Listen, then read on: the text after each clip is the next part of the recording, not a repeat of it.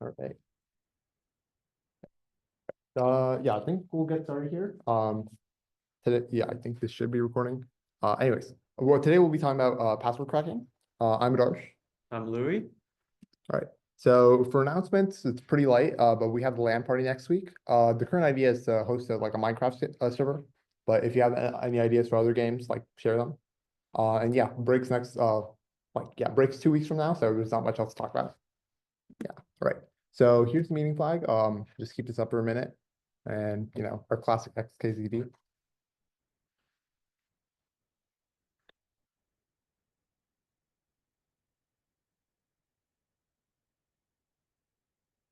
Right. Yeah, and then if you don't, if you didn't see the meeting flag, we'll just put it up at the end too. So yeah. So firstly, what is hashing? Hashing is like a one-way function that takes something in plain text and generates a garbled like collection of bytes that makes it very difficult to understand what that plain text originally was. And every plain text has a unique hash that you can also call fingerprint. So for example, we have this plain text hi, and if you take the MD5 hash to it, you'll get this like string of characters.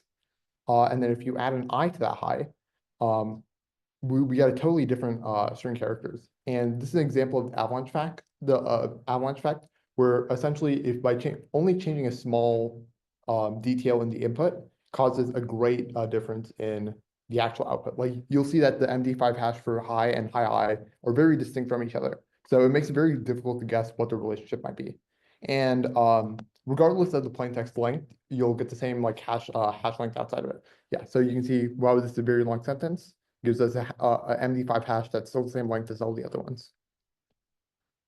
Yeah, so for like some kind of like web system or anything that has a password system, they'll never store the passwords in like plain text in their database, because if that database gets breached, it's all over. So what instead they'll do, they'll store the hash as a password. And so when you log in with the password, they'll compute the hash and then they'll check if the hash matches what they have in their database. And so if an attacker attacks the database and gets like a list of hashes, it's going to be very difficult for them to obtain the user passwords unless they try to brute force and match like their plain text to the hashes that they have. Yeah, and so hashing is one way, so you can't easily reverse a hash in order to get the plain text from it. And so usually the only way to crack the hash is to do a brute force attack. And so there's a couple different brute force ways. Like pure brute force would just be applying every combination of letters for like any string length. And then you can narrow the search by using like a dictionary or wordless attack by essentially just guessing common or likely valid passwords. And then you can further specialize this like wordless attack using a rule-based dictionary attack. So it's like if you know kind of some characteristics about the target that you're about your target, then you can sort of like modify the dictionary attack so it doesn't check just like unrelated strings. And so yeah, computing hashes, generating single hash takes less than a second, but computing a lot of them is going to take a lot more time. And so and that's going to depend on your compute power. So this is like kind of like Bitcoin mining rigs or whatever. Like people will just build custom rigs in order to just crack passwords at a very fast rate. Yeah. Yeah, and so going back to the dictionary attack, there's a couple of like popular word lists. There's rocku.txt, and it's a standard word list. If you don't know anything about the target, you just know that they have a password that you want to crack. And it contains like around 32 million common passwords from various password breaches. I think there's also like a 10 billion one version, but yeah. So yeah, there's a lot of common passwords, and it's short enough to go through in a reasonable amount of time. So if you're participating in a CTF and they require you to crack the password, you'll probably use the rocku.txt. And also just like as a security thing, if you see a password that you use in rocku.txt, you should probably change it. Yeah. And yeah, seclist is another word list. Yeah. And so kind of going back to the rule-based attack, a wordless attack has like a higher chance of succeeding if you know something about the target. Like so say like if you're trying to hack someone on like a Star Trek forum, like you want their account, right? it's probably likely that their password might be related to Star Trek or space or whatever else like Star Trek fans are interested in. And so you can focus your attack by limiting the dictionary tag to those terms. Yeah. And so these are tools that can help you make like a mentalist, hashcat. Those can help you make a custom word list. Yeah. And so there are several different hashing functions. MD5 was the one we were talking about earlier, but there's also SHA-256, SHA-512, MD5 crypt, LM, yeah. So yeah, not all hashes are created equal, and a hash function that takes more time to compute makes password cracking less effective. Because in order to brute force a hash, you of course have to compute the hash given the plain text. So MD5 only takes like half a second, but SHA-512 takes a full second to compute. And then verifying password takes double time, which is insignificant if you're only testing a single password. But of course, if you're brute forcing, that's going to take more and more time. Yeah, and then if you have a bigger hash size, that's going to reduce the possibility of different plain texts having the same hash. Yeah, and so yeah, MD5 has 16 bytes, and then SHA-512 has 64 bytes. Yeah, and so one other way to further secure a password is by salting. And so this is going to be like more server side. So when you're given a plain text, the password store is going to add a little bit of salt, which is like random characters to the plain text, and then that whole string is going to be hashed, which makes it more difficult for the attacker to compute. Yeah, so you can see in this example here, we have the salt 59C to the AD, and then the password is password at 123.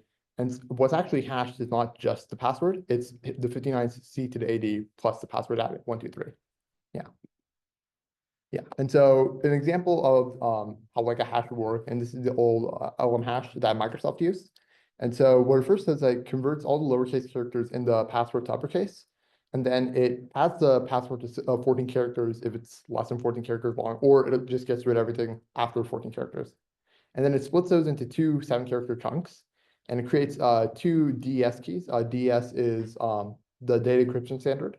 And so yeah, it'll make keys for each chunk, and then it'll salt each chunk with the KGS with this KGS string, and then it'll concatenate both of the encrypted strings, and that's the LM hash. Yeah. So with this example here, we have like this really secure password. We cut that. Yeah, we truncate that down to 14 characters, and we make all the lowercase characters uppercase. We split into two 7-character chunks. So we have really S and then secure path, and then we hash both of those, and we combine the both hashes to make the full LM hash. Yeah, and we talk about tools. Yeah, so here are some tools that are pretty commonly used to both crack hashes and do other things.